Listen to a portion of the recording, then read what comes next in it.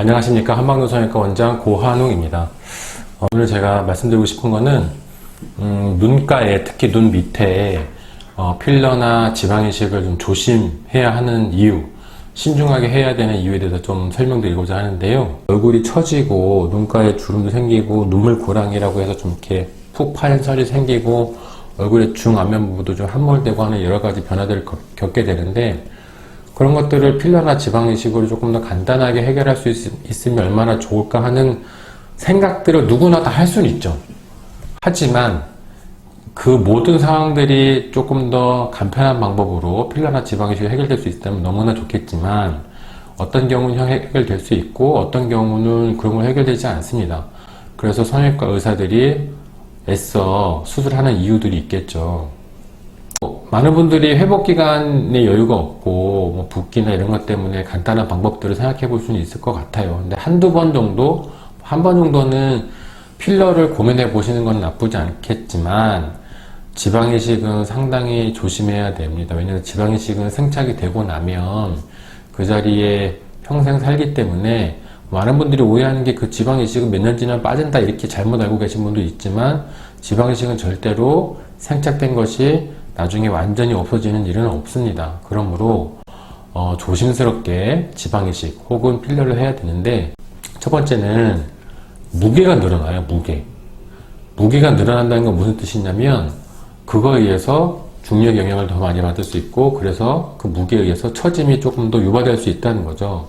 필러가 적게 하면 0.5cc, 지방도 마찬가지지만 많이 하면 3, 4cc, 2, 3g 정도 될 수 있지만, 우리 신체는 0.5g에도 엄청나게 크게 반응할 수 있습니다. 실제로 0.5g의 차이에 의해서 눈을 더 뜨고 못 뜨고 하는 일이 생기는 것처럼, 조직이 이렇게 탄력이 없고 약한 데다가 1, 2g, 2, 3g의 무게를 더 추가하게 된다면 그 무게에 의해서 처짐이 더 유발될 수밖에 없는 거죠. 두 번째 이유는 원치 않는 곳으로 이동할 수 있답니다. 원치 않는 곳으로. 우리가 처음에는 눈물 고랑이 넣었는데 중력의 영향을 받던 어떠한 이유에서건 그게 대부분 아래쪽으로 내려갈 가능성이 크죠.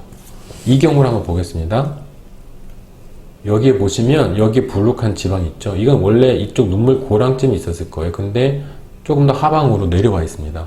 이 이야기는 무엇이냐면, 넣은 것들이 결국은 앞서 말씀드린 것처럼 처음엔 제자리에 넣은 것 같지만 조직의 탄력도 잃고 시간이 지남으로 해서 우리가 원했던 그 위치에 있지 않습니다. 그래서 결국은 원치 않는 방향으로 이동할 수 있다는 게 단점이 될 수 있고요. 세 번째는 표정이 있을 때, 특히 웃을 때. 가만히 있을 때는 괜찮은 분들도 종종 있습니다. 가만히 있을 때는 괜찮은 것 같은데 웃으면 티가 나요. 어떤 것들이 웃으면 그 표정에 의해서, 특히 웃을 때 작용하는 알륜근 안쪽에 혹은 바로 아래쪽에 있다는 것들은 웃을 때 모양의 변화가 생길 수 있는데, 이와 같이 웃을 때 이렇게 불룩해지는 어색한 모양이 될 수 있기 때문에 우리가 얼굴 조직에다가 필러 혹은 지방이식 이런 걸 할 때는 상당히 조심해야 됩니다. 그래서 결론적으로 말씀드린다면, 얼굴에다가 무엇을 넣는 거는 상당히 조심해야 됩니다. 저 같은 경우는 웬만해서는 하진 않아요. 웬만해서 정말 얼굴에 볼륨이 너무 없는 사람이라면 모를까, 일반적인 경우에는 그 부분에다가 뭘 채워서 해결하는 방식은 저는 별로 선호하지 않습니다. 웬만하면 처진 것들을 위로 올려서 그 자리를 메꿔주는 것이 좋다고 생각을 하고요. 필러 정도는 1회 정도는 한번 살짝 고민해 볼 수 있겠지만, 지방이식을 특히 눈물 고랑 부분에다가 하는 것은 상당히 신중하게 고려될 것이라고 말씀드릴 수 있겠습니다.